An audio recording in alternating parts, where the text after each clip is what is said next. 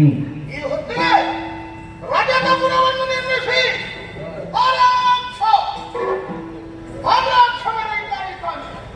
ಆದ್ರೆ ಕೇವಲ ಕಾರ್ಯವ್ಯಾಪ್ತಿಯಲ್ಲಿ ಕೂಡದು ಭೂಲೋಕಕ್ಕೆ ಇಳಿಯಬೇಕು, ಅಲ್ಲಿ ನಮ್ಮದಾದಂತಹ ಪ್ರಭುತ್ವವನ್ನು ಸ್ಥಾಪಿಸಿಕೊಳ್ಳಬೇಕು ಎನ್ನುತ್ತ ಉದ್ದೇಶದಿಂದ ಭೂಲೋಕಕ್ಕೆ ಇಳಿದು ಮಾಡಿದ ಸಾಧನೆಯನ್ನು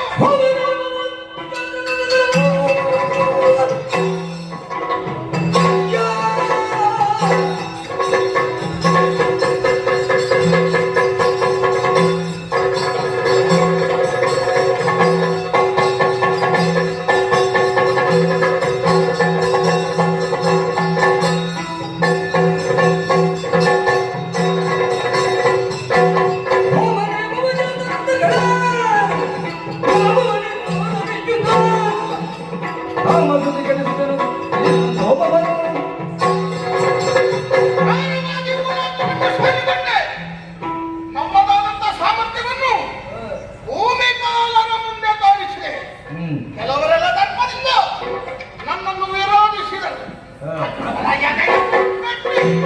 ನಮ್ಮದಾದಂತ ಪ್ರಭುತ್ವವನ್ನು ಸ್ಥಾಪಿಸಿದ ಹಾಗಾಯಿತು. ಭೂಲೋಕ ನಮ್ಮ ಸ್ವಾಧೀನ. ಹಾಗಂತ ಎಲ್ಲಿಯೂ ಕೂಡ ಯಾಗ, ಯಜ್ಞ, ನೇಮ, ಪೂಜೆ ಇತ್ಯಾದಿಗಳು ನಡೆಯಕೂಡದು ಎನ್ನುವ ಹಾಗೆ ಎಚ್ಚರಿಕೆಯನ್ನು ವಹಿಸಿದೆ. ಯಾಕೆ ಎಲ್ಲರೂ ಪೂಜೆಯನ್ನು ಮಾಡಿ ಕೆಟ್ಟ ಹರಿಯನ್ನು ಹೆಚ್ಚಿಸುವುದಕ್ಕೆ ಆರಂಭಿಸುತ್ತಾರೆ. ನಮ್ಮ ವಿರೋಧಿಯಾದಂತಹ ಶಂಕರನ ಪೂಜೆ ಇದನ್ನೆಲ್ಲ ವಿರೋಧಿಸುತ್ತಾರೆ. ಯಾರಾದ್ರೂ ಪೂಜೆಯನ್ನು ಮಾಡಿದಂತಾದ್ರೆ ಅಲ್ಲಿಗೆ ನುಗ್ಗಿ ಅವರ ತಲೆಯನ್ನು ಹೋಮಕುಂಡಕ್ಕೆ ಹೋಗಿಸುತ್ತಾ ಬಂದವು. ಮುಂದುವರೆದು ಅದೇನದು ದೂರದಲ್ಲಿ ಹೋಗಿ ಕಾಣ್ತಾ ಉಂಟು. ಏನೋ ನಡೀತಾ ಇರಬೇಕು, ಅದಕ್ಕೆ ನಾ